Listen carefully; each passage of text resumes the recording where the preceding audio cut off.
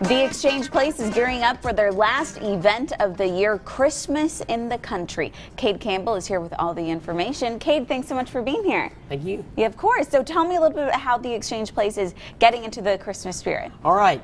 Exchange Place is getting into the Christmas spirit. We're getting a bunch of greenery and celebrating everything the old-fashioned way. We'll be preparing. There will be dishes prepared from all the way back into the old world in Europe that came over with the settlers. Dishes way back before what everybody's grandmother cooks. We cook a lot of granolas. Have you ever? Granolas are an interesting a food we'll be cooking. Lots of homemade breads. We'll be baking some bread.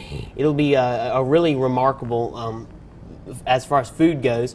We'll also be demonstrating a Yule log ceremony at 4:15. You can come by for the Yule log ceremony. We'll have wassail, which is a historic drink that will be free. Admission is free to this event, so we'll be able to, you'll be able to come along and celebrate Christmas like we do the old-fashioned way. Yeah, and there's going to be a lot of local artisans there too, as well, kind of highlighting their unique crafts and their unique goods, right? Yes, lots of local artisans. We'll have everything from woodwork. We'll have some blacksmithing, all the metallurgy on the farm.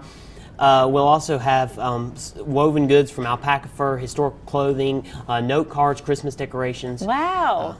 It sounds like a great way for people to come kind of get a head start on the holiday shopping, but of course see what the Exchange Place is and how people kind of celebrated this holiday back in the olden days. And so for those that may not be familiar with the Exchange Place, what is it? Oh, the Exchange Place is a very old homestead in our area, one of the first. It became a homestead in the 1850s, and that's when its peak was. The Preston family lived there, and the Prestons and the Gaines family both lived there for some period of time. Wow. And they both managed the farm. It was quite a large farm. It was actually an old plantation. And so their families pretty much managed that land, and they celebrated it in a lot of the traditional ways too, right? Instead of more modern ways. So a lot of this stuff predates what we're used to as being an old-timey Christmas. So yeah.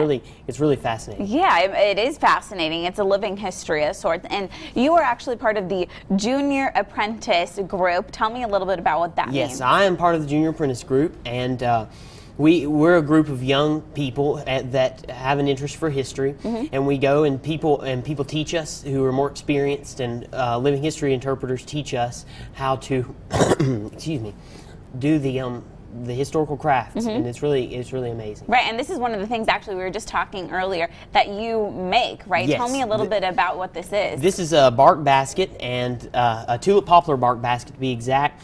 In around June, the bark peels off the tulip poplar trees. So with only using bark from tulip poplars and hickories, we make these entire baskets. Wow.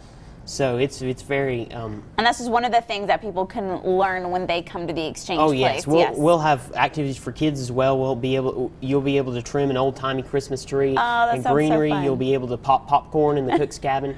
Sounds like a lot of fun. Well, Cade, thank you so much for coming in. We really do appreciate it. And thanks for showing me how this works, how you were able to make this as well. Very fascinating. Christmas in the Country. It's happening at the Exchange Place Saturday, December 1st. Give them a call. Check them out online if you want some more information.